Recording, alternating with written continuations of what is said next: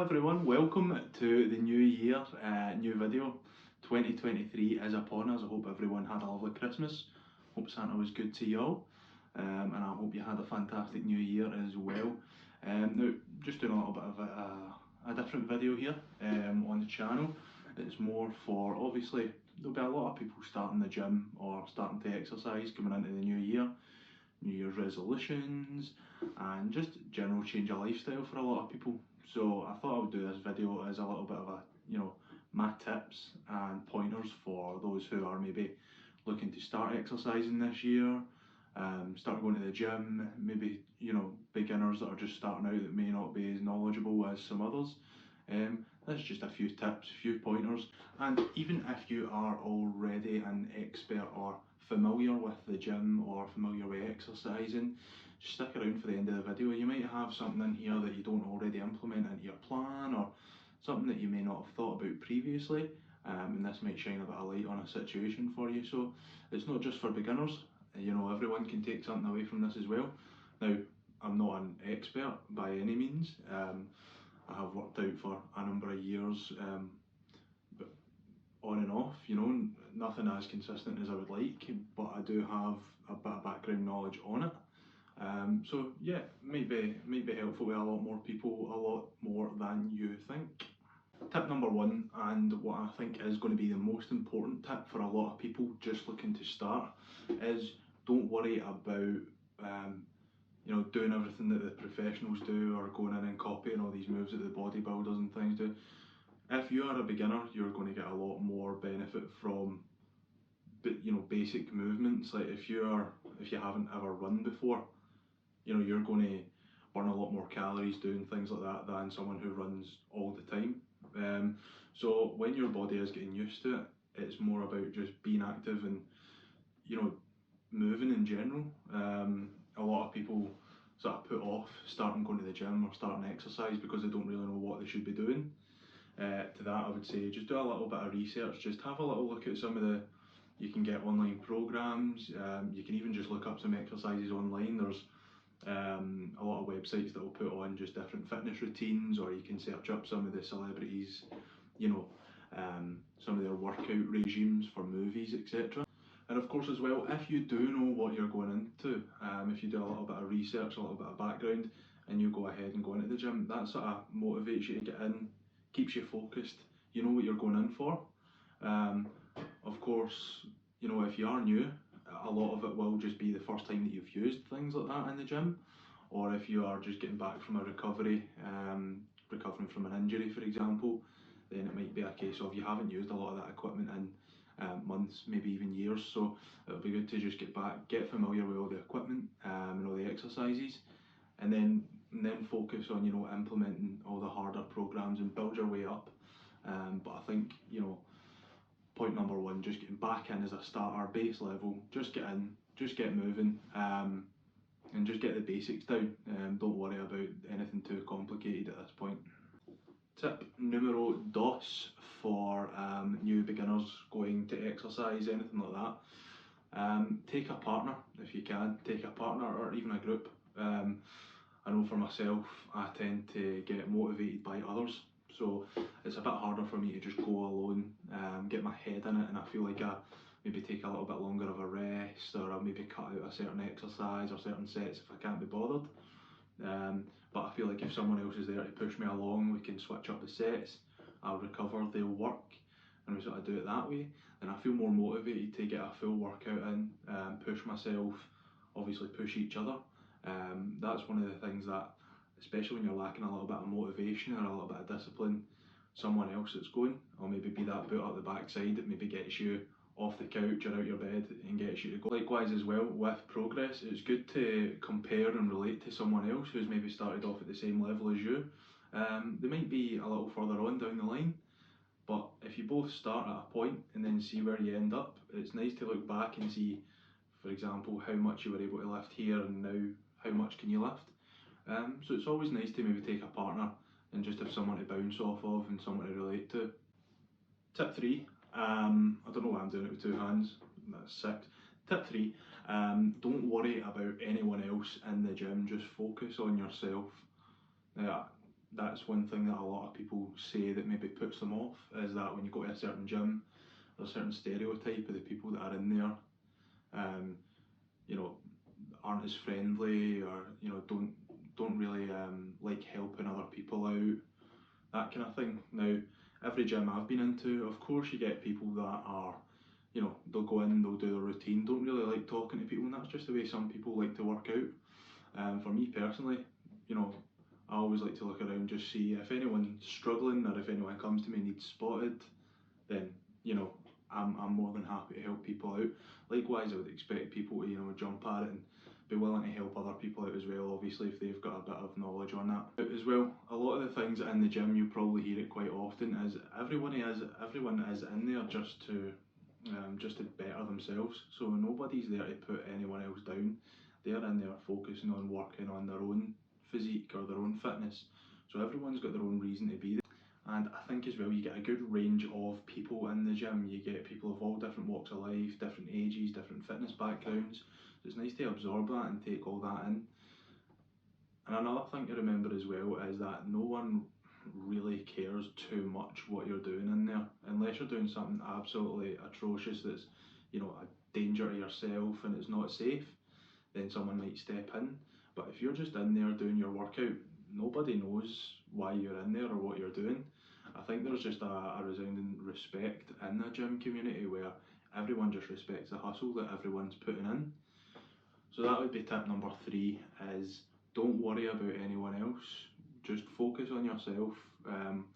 If it helps, maybe take some headphones in. So I know for myself, obviously the gyms, they do play music. Sometimes it's great, sometimes it's not the kind of music you listen to, which is fine. But what I do is I'll take headphones in, and if I'm, want to listen to a podcast or music or watch something on Netflix, then I can do, and that maybe helps you get through some of the cardio. Maybe not watch Netflix when you're lifting heavy weights, but take headphones with you, and that option's always there. Tip number 4, quattro, whatever.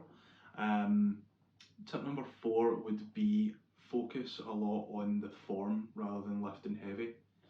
Now, it benefits you particularly when you're just starting out, because if you go in and lift heavy but don't really focus on your form, then a lot of the time down the line that can cause like postural issues, like back problems, dysmorphia, things like that. So it's always good when you're starting out, just focus on getting the form right first, and it will help a lot with your progress. I think bad form, you're going to struggle to lift heavier weight, just mechanically the way your body works. But if you get your form really nailed, if you've got the technique, then your progress will shoot up exponentially. So it's always something worth looking at, is before you go into an exercise, if you're not too sure on it, there's plenty of tutorials on YouTube. You can watch bench press tutorials, anything like that. If you're uncertain of how you're going to get the best muscle growth, the best form, anything like that, you'll be able to search up on, and they will be able to point you in the right direction. Practice light, because I guarantee when you get to heavier weights, your form is going to go a little bit. So it's always worth getting your form nailed early on, and then you can build up the weights from there. I forgot what number we're on. Is it number 5? We'll say it's number 5. And this is quite an important one for anyone, whether you're a beginner, whether you're intermediate, whether you're an expert. I guarantee if you ask anyone who's been exercising for years and years, they'll say set goals. Now, setting goals is the way to achieve anything. If you don't have any goals, you'll never achieve anything. So I think one of the biggest pointers or tips for anyone, no matter how big or small this goal is, set some goals. Now, what I like to do is I like to set a long-term goal, and I like to set little goals that I can reach along the way, like a ladder. So imagine your big goal is at the top of a house, and your little goals are just a ladder, building the way up, and eventually the only way to get there is to hit all your goals to get here. For example, it could be something like, a big goal could be you want to be able to run a marathon. Now, that is quite a sizable goal, especially for someone who's maybe never run before. I certainly wouldn't be running a marathon, I'll tell you that much. So setting little goals along the way, it could be things like you want to run continuous for a certain amount of time without stopping. you want to hit a certain pace, for you know, you want to set goals that are relatable and appropriate.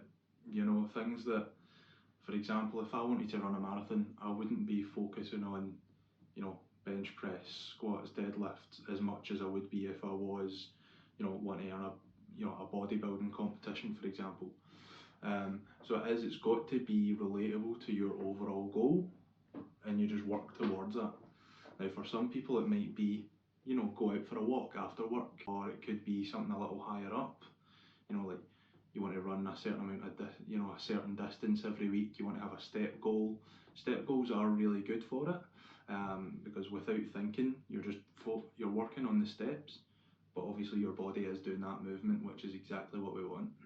Step 6, onto two hands now, and this one is particularly for beginners, but it's not exclusively for beginners. So a lot of people are active on Instagram. You'll see the fitness industry progress pictures.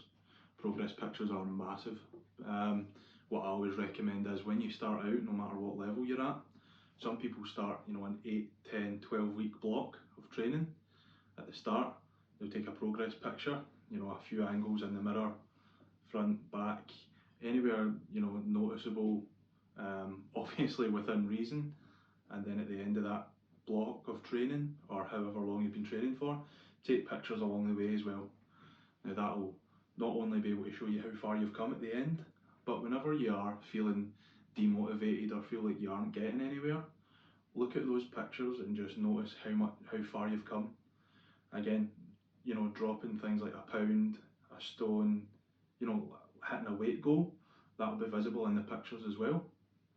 I don't really like to rely on the weight scales too much, just because depending on your training, you could be packing on a lot of muscle, which might not reflect on the scales that you're losing weight or you're gaining weight. So it is difficult sometimes with regular house scales.